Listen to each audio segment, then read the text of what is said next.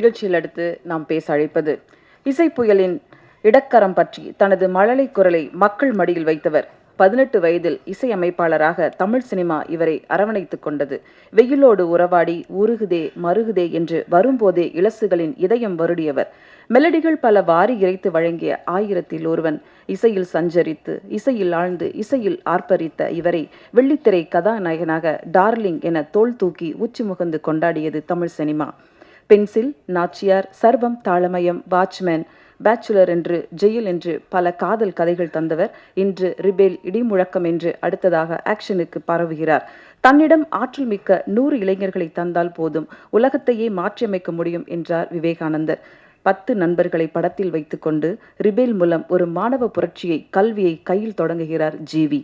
பிறை தேடும் இரவிலே உயிர் தேடிய ஒப்பற்ற பன்முக கலைஞன், இசை அசுரன், த ரியல் ரிபேல் ஜிவி அவர்களை உங்கள் முன் பேச அழைக்கிறோம்.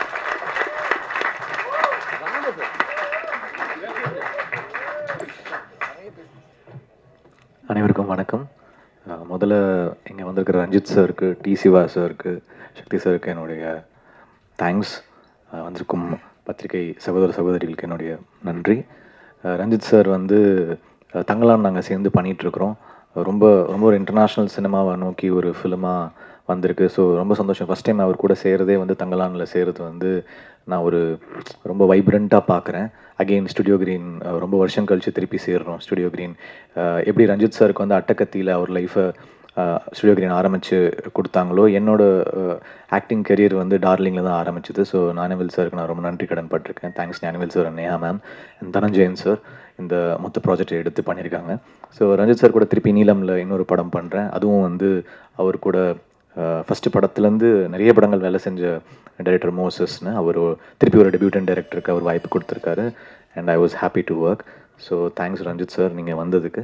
And T Siva sir, thank you so much. உங்கள் பேனரில் நான் ஒரு படம் பண்ணியிருந்தேன். திருப்பி ஒரு வாட்டி you been supporting me. Thank you so much. Sakthi sir, அவர் படம் பார்த்துட்டார் 2 நாள் முன்னாடி. அதனால ரொம்ப பிரைட்டாக வந்து பேசினார். அந்த அந்த இதுலேயே ஒரு அந்த டோன்லேயே லெவல் கொஞ்சம் வால்யூம் கொஞ்சம் ஜாஸ்தியாக இருந்துச்சு. ஸோ நிறைய ஒர்க் பண்ண. ஆக்சுவலி அவர் பார்த்தது வந்து பிஃபோர் கட் வெர்ஷன். இப்போ ஃபைனல் வெர்ஷன் ரொம்ப சூப்பராக இருக்குது. அதனால் இன்னும் நீங்கள் ஃபைனல் காப்பி பார்த்து இன்னும் ஹாப்பியாக இருப்பீங்க.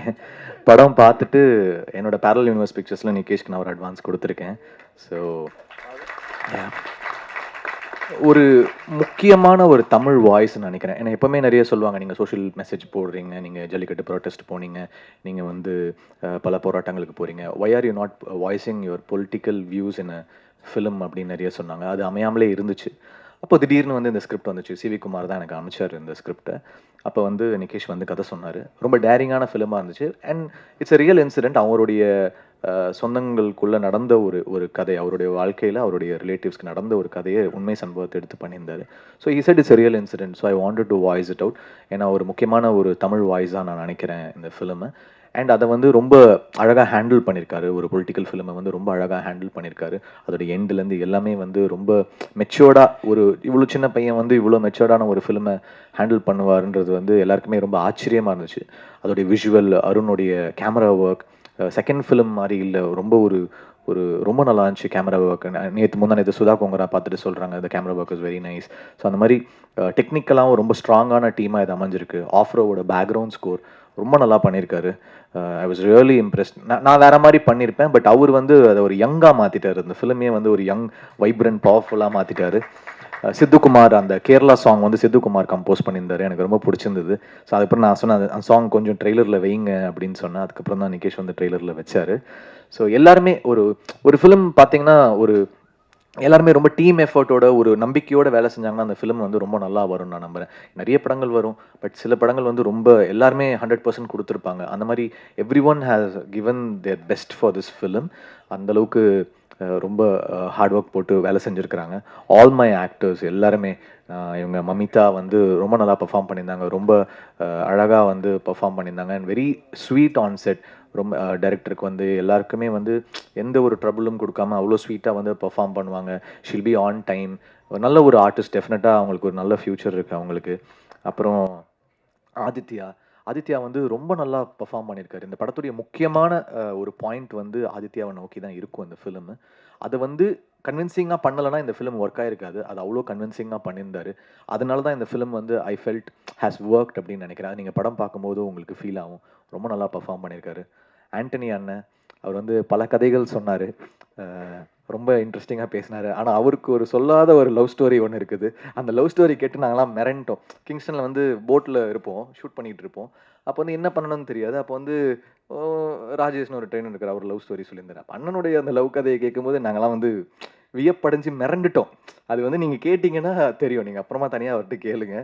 நாங்கள் வந்து இன்னும் அந்த ஷாக்லேருந்து வெளில வரல. நாங்கள் அவ்வளோ பெரிய ஷாக்கிங்காக இருந்துச்சு.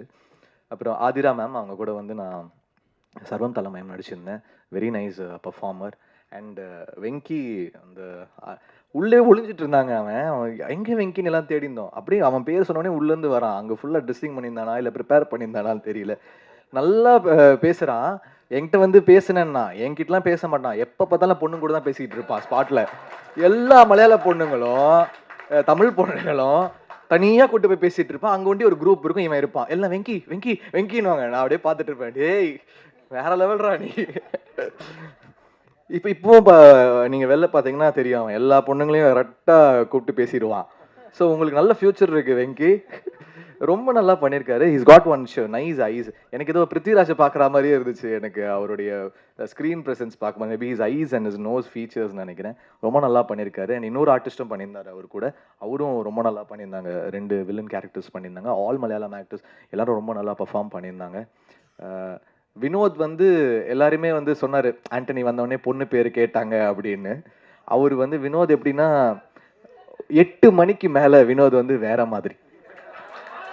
ஃபோன் வரும், இது எடுக்கலாமா வேணாமா, இவன் வேற விவகாரம் பிடிச்சவனாச்சு, அரை மணி நேரம் பேசுவானே, எடுத்தா வைக்க மாட்டானே ஃபோனை. அதுக்கப்புறம் நான் வந்து ஒரு நாள் வந்து அந்த ஃபைட்டர் தீனா நான் அவங்க கிட்ட சொல்லியிருந்தேன். வினோத்னாங்க. வினோதா உங்களுக்கு தெரியுமா அப்படின்னு. ஆமாம் நம்ம பையன் தான். அப்படியா, நைட்டு எப்படி பேசுவீங்களா அவரோட? ஐயோ அண்ணாண்ணா அவங்கள ஒரு மாதிரி நான் அவன் நைட்டானா அவன் வேற மாதிரி நான் அவன் அப்படின்னாரு. அரை மணி நேரம் இல்லை, 1 மணி நேரம் இல்லை, பயங்கரமாக பேசுவான். நைட் வண்டி அவர் ஃபோன் வந்தால் யாரும் எடுத்துடாதீங்க. நான் வந்து 8 o'clock மேலே அவனை சைலண்டில் போட்டுருவேன்னு நினைக்கிறேன். வெரி நைஸ்ப்பா, நைஸ். ஸோ கூட ஒர்க் பண்ண all the technicians, everyone, art director, the cameraman, the co composers Afro and Sidhu, the lyric writers எல்லாருக்குமே thanks Dhananjan sir, thanks Neha ma'am, thanks Gnanavel sir. கண்டிப்பாக ஞானவேல் சாருக்கு வந்து இந்த படம், இந்த இயர் வந்து ரொம்ப முக்கியமான இயர். நான் வந்து அவர் கூட பண்ண எல்லா படங்களும் சென்டிமெண்ட்டாக ஹிட். கொம்பன் பண்ண ஹிட்டு, டார்லிங் பண்ண ஹிட்டு, த்ரிஷா நயன்தாரா பண்ண ஹிட்டு. அதுக்கப்புறம் நாங்கள் கொஞ்ச நாள் பேசாமல் இருந்தோம். அதுக்கப்புறம் எப்போவுமே அது நடக்கிறது தான் அது. அதுக்கப்புறம் ரொம்ப நாள் கழித்து திருப்பி வேலை செய்யலாம் அப்படின்றது வந்து தங்கலான்லேயும் ரெபல்லையும் ஆரம்பிச்சிருக்கு. ஸோ இந்த இயர் நான் வந்து ஒரு பெரிய ஹிட் ஸ்ட்ரீக் நான் பார்க்குறேன் ஞானவேல் சாருடைய பேனரில். ஸோ பயங்கரமாக இருக்கும். So best wishes. உங்கள் எல்லாரோட சப்போர்ட்டும் வேணும். இது வெறும் it's not a normal cinema, it's a very powerful voice. So I hope உங்கள் எல்லாருக்கும் பிடிக்கும் நான் நம்புகிறேன். தேங்க்யூ.